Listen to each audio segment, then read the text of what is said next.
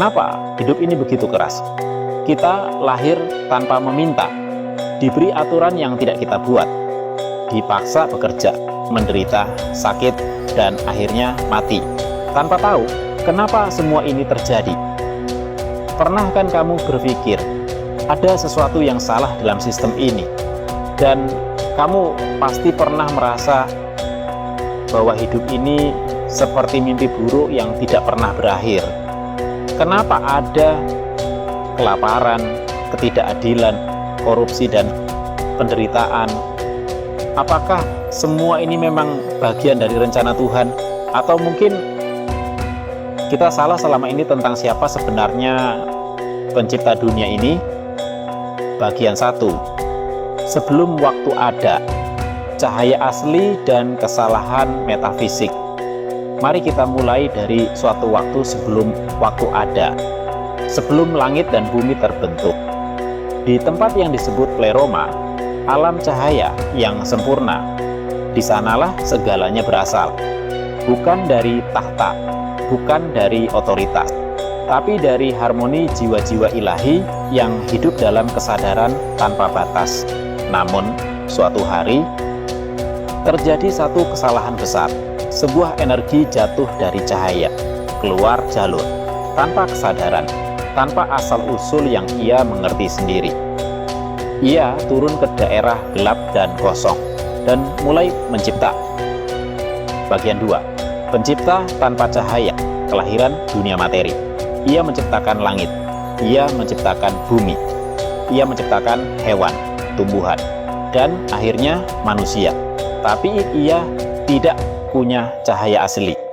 Ia hanya meniru, dan karena itu dunia yang ia ciptakan hanyalah tiruan dari realitas sejati. Ia berkata, "Akulah Tuhan, tiada yang lain selain aku." Padahal ia bahkan tidak tahu arti kata Tuhan. Ia sombong, ia buta akan dirinya sendiri, dan ia takut manusia menyadari kebenaran. Bagian 3. Jiwa manusia, cahaya ilahi di dunia gelap. Lalu datanglah manusia. Tapi manusia bukan hanya tubuh fana. Di dalam diri manusia ada cahaya ilahi, partikel dari pleroma. Jiwa yang tidak diciptakan oleh Sang Pencipta, tapi diturunkan dari alam rohani. Adam diciptakan sebagai patung daging, tapi ia hidup tanpa jiwa.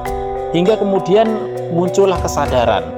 Melalui simbol pengetahuan, manusia mulai melihat, mulai merasa, mulai bertanya. Dan saat itulah pencipta ini panik. Bagian 4. Pemberontakan pengetahuan dan pengusiran dari Eden. Ular mendekati Hawa, bukan iblis, bukan setan, tapi pemberi pengetahuan.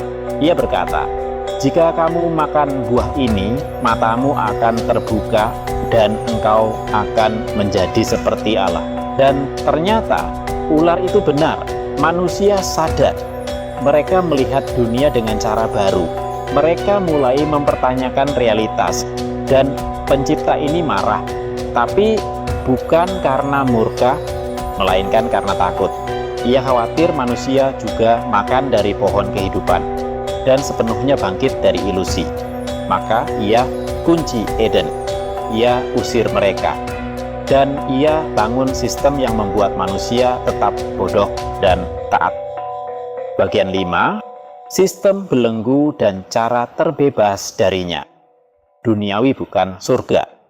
Ia adalah penjara materi, tempat jiwa manusia terperangkap.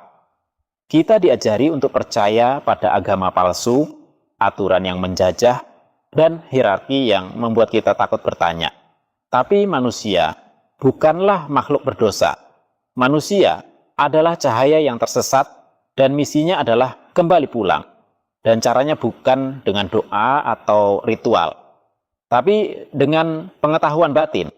Pengetahuan bahwa kamu bukan tubuhmu, bahwa kamu bukan sistem ini, bahwa kamu adalah partikel dari keabadian.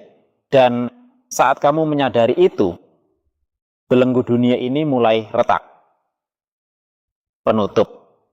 Jadi Apakah kamu masih percaya bahwa dunia ini adalah ciptaan Tuhan yang bijaksana? Atau mungkin kamu mulai menyadari bahwa kita hidup dalam sistem palsu diciptakan oleh makhluk yang salah kaprah? Kalau kamu suka video ini, jangan lupa like, subscribe, dan aktifkan notifikasi agar tidak ketinggalan pembahasan misteri dunia kuno lainnya. Tuliskan di kolom komentar, apa yang akan terjadi jika semua manusia sadar akan kebenaran sejati? Sampai jumpa di video berikutnya.